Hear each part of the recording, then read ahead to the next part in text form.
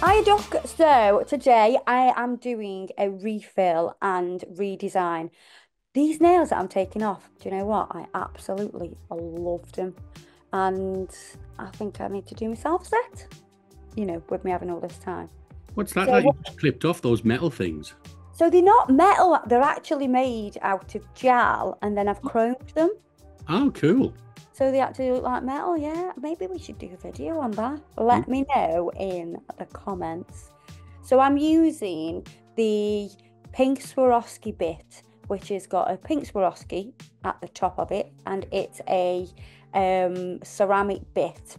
So we're going to take off the design. So I'm taking off the gel polish, and I'm using the cuticle e-file bit to go around the cuticle to make sure we have no non-living tissue attached to that nail, and it also is going to push back those cuticles as well. Once we've done that, if there's any non-living tissue that is still sticking up that is white, we can trim that with the curved cuticle scissors and the nippers for down the sides, and then we're going to use the sanding band to abrase the natural nail, and I can just blend in any of that acrylic. And you can see there's been quite a lot of growth on that one and a fair amount of lifting. It's her index finger, and maybe she should have gone 3 weeks instead of 4 weeks. Do you know what I mean? That's all I'm saying. Once you've done that, we'll clean up with clean-up solution. We'll wipe over the natural nail. Then we're going to use the primer. This is going to create amazing adhesion. Then I'm going to go in with the natural acrylic, which is called In the Buff. So it's a gorgeous natural colour. So if you do a lot of design work, or even if it's just colour work on top with your gel polishes, then using In the Buff is a lovely colour to use just for the extension. And obviously it's not going to impact the design. It's not going to affect it. It's not going to, make it lighter, darker, or cause any problems. So it is quite a good colour to use, to be honest with you. So I'm placing a bead at the back third, and then you'll see that I kind of let it do its thing, and then I tease the product down using my brush. The brush that I'm using in this video is the Oscar brush, and the Oscar Wilde brush is a size 12.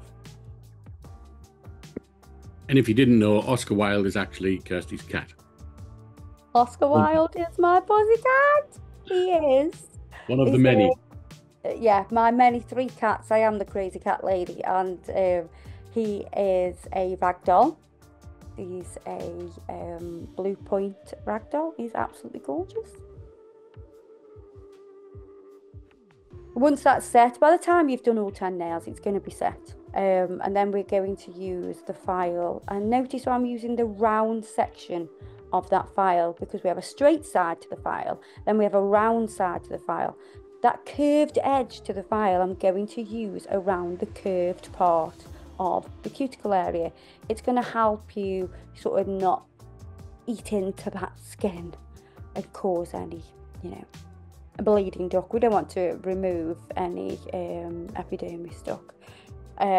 So yeah, I always use that round section of the file in that area, and I see a lot of people sort of don't do that. They kind of they use the straight bit, then they might use the round bit, and always use that curved bit at that cuticle area.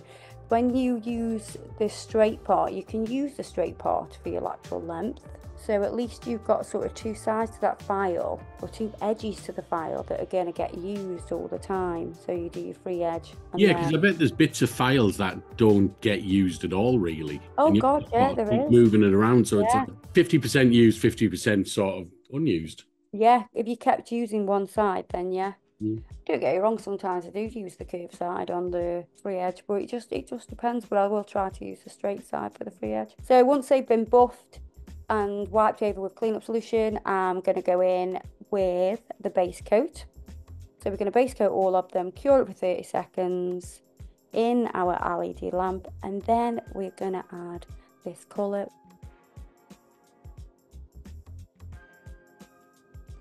Then we're going to use the Fay'd brush to create an ombre. It's the perfect brush for your ombre. And you'll notice now we're going to use all these bright colours.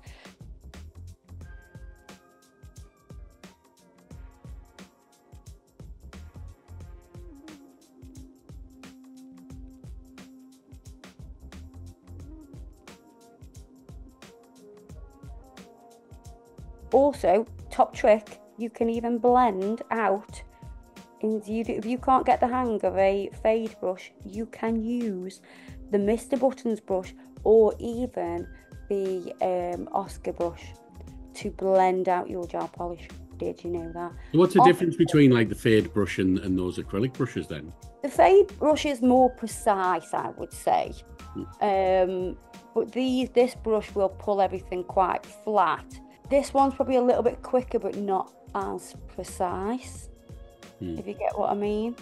Yeah. If you want to create sort of a longer section of ombre, then use the Fay'd brush. But when you're using, you know, these are an acrylic brush, the Mr. Buttons and the Oscar Wilde, they're acrylic brushes, but they need to be completely clean of acrylic liquid. So if you had that brush for your fades, you would definitely have to make sure that you don't use them for acrylic, because they're going to have gel in. Yes, you could clean the gel out, but once you put acrylic liquid into an acrylic brush, it's pretty impossible to get all of that out, and it would affect the gel polish that you're fading out. Once you're happy with that blend, what you're going to do is apply matte top coat. You'll notice I've just give that a little bit of a buff because I've decided I'm not just going to leave matte, I am actually going to put Chewie on top. So Chewie is an SFX top coat. Now we do this in glossy and also matte, so you can have two different effects.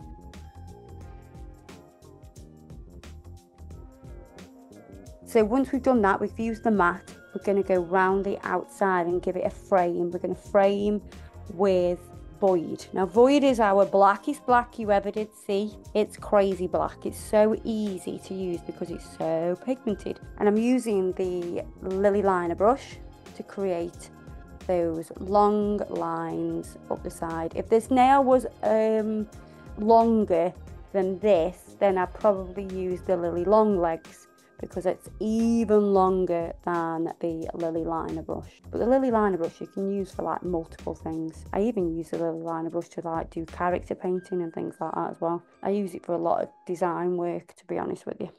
But I love those speckles from that top coat, that SFX top coat, which is called Chewie, but it's the matte version. I love all those little particles, and it's actually got like little tiny particles of like iridescent glitter in it as well. Yeah, you can see them. Yeah. Yeah, it's so nice. You've got a little shimmer all the way through it, but then the black pieces. Yeah. Yeah. It's cool. But yeah, so we do that in matte and glossy. So at least you've It's got such versatile things, aren't they? Because you use them as sort of like a little bit of an art medium, but if you just wanted to do up a normal set with a top coat and not having to put another top coat on, it's great. Yeah, exactly.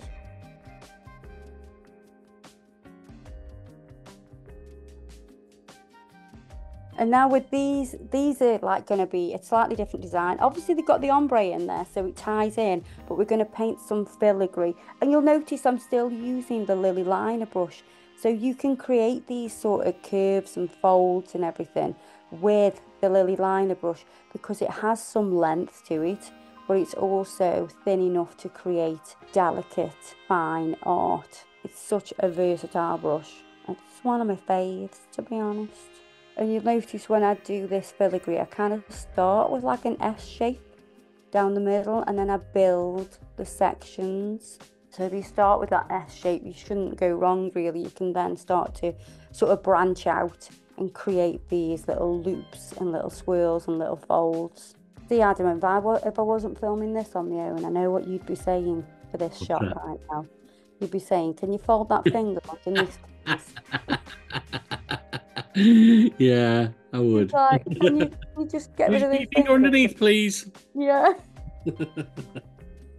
These models who don't look at the camera and know what to do. Terrible.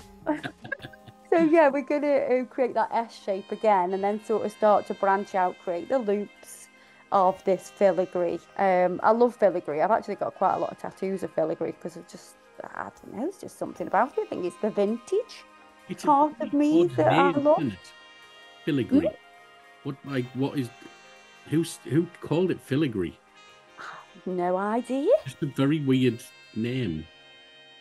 Well, you see it on lots of like vintage sort of frames and buildings, like, you know, quite It'll be Latin or something. Basically old as F buildings.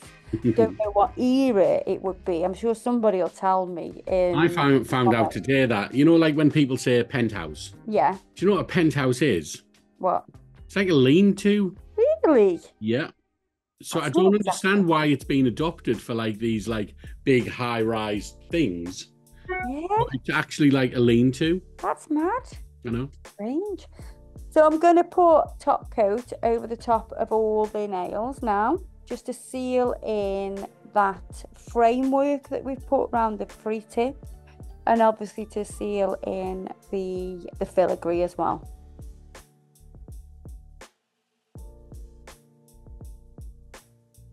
On the ones that I want to do some crystal work, I will put that on before I actually go in with top coat. So I'll put in the gem gel and then I'll just create my design, get it in place how I want it before I cure it,